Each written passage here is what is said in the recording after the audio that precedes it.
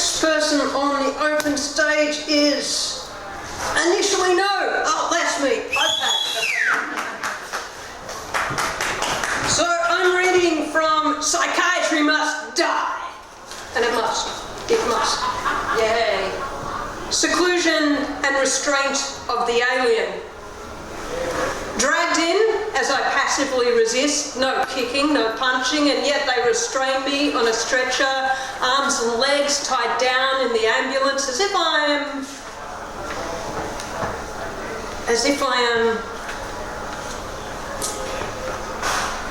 am taken to the unit where there's a room with a mattress on the floor. They hold me down and inject me with AccuPhase as if I am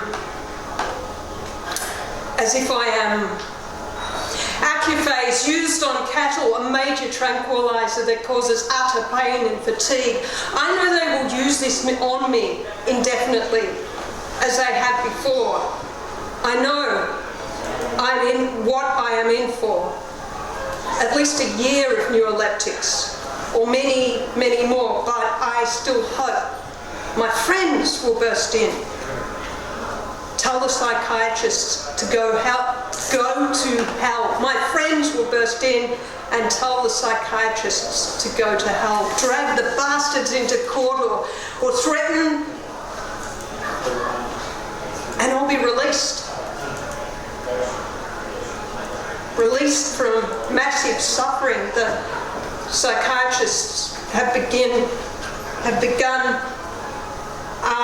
subjecting me to. But at that time, I had no friends who were supportive enough. Flashback to the muscle memory of the nurses undressing me and putting their ugly, baggy pyjamas on my body. Then they locked the door, locked me in. I singing and moving around, singing and moving around.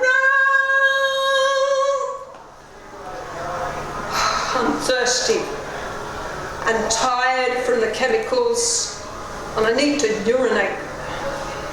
I bang on the door, demanding I need. Bang on the door for quite a while before they give me a bedpan and a cup of water on the floor. And the door is locked again for many, many more hours. I can't get away from the horrible feeling, that memory of being violated with the approval of government. If I'm being violent, I'd be so ashamed of myself and fear myself. I doubt I'd ever fight the wall of prejudice enough to be heard. I probably agree to be compliant with continuing prescriptions that rotted my insides and kept me sleepy, shamed and disabled, hating myself until I died, swallowing their lies and abuse. My life shortened, only 2/3 of what it should be. My suffering not allowed to be voiced, not given validation, made the subject of jokes, of prejudice, accusations. My life turned into someone else's living, their intelligence qualified. My thoughts and insights denied, derided and shut down. But I was not violent, so they had no reason to attack me, no warrant for arrest, no crime to be confessed. I was outraged. I was protesting in symbology. I wanted something to shift in them and me so I didn't feel like an alien, and they didn't act like I was nobody and tell me that I had to say what I had to say was nothing. I heard crap on the radio. I heard piss on the television. Nothing but psychiatrisms eroding my life with forced treatment regimes. But the internet changed everything. Change.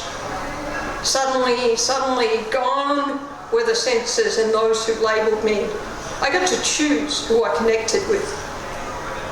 I got to agree and gain agreements, even tell my story and attend like-minded conferences. So long had my thoughts been trapped in seclusion and actively restrained by a derogatory word or the look from those who were not my friends that threatened me with more violations should I attempt to argue back. They could make that call, they could put me away, have me drugged and so scared of knockout anaesthetics and electroshocks or higher doses of what I was given that I'd let them mock me. I'd let them. And I'd let their voices echo within me to make redundant my bright, insightful intelligence that kicks their bigot nonsense. I turned into self-hate instead of protesting that what made me furious so long had bastards been standing on my breasts. I could hardly breathe without thinking if it was okay with them. Was that okay with them? Was that okay with them? But I could not say I needed to get things off my chest. If I did, I'd be dragged up again. So many times they did that for so much of my youth. But now I'm speaking, and people are starting to listen. Society is coming out of its trance. They don't all agree. They don't all agree to salute psychiatry. Protest is being allowed. Sometimes that protest even peeps into television and radio, and the public glean an inkling of our distress. It'll be a long time before people stop using the derogatory terms. It'll be a long time before people understand how to assist a person in crisis without getting frightened and angry at the person's grief. Because they're causing distress by being distressed. It has to be soon. It has to be soon that our government must stop allowing psychiatry to abuse us. They harm us without us committing a crime. They harm us for one reason: we are already in distress, and it makes them money. Give us validation, give us understanding, actively listen, and realise it's in your interest. We're all different, but we're part of one thing. This planet called Earth. Even if we feel like an alien.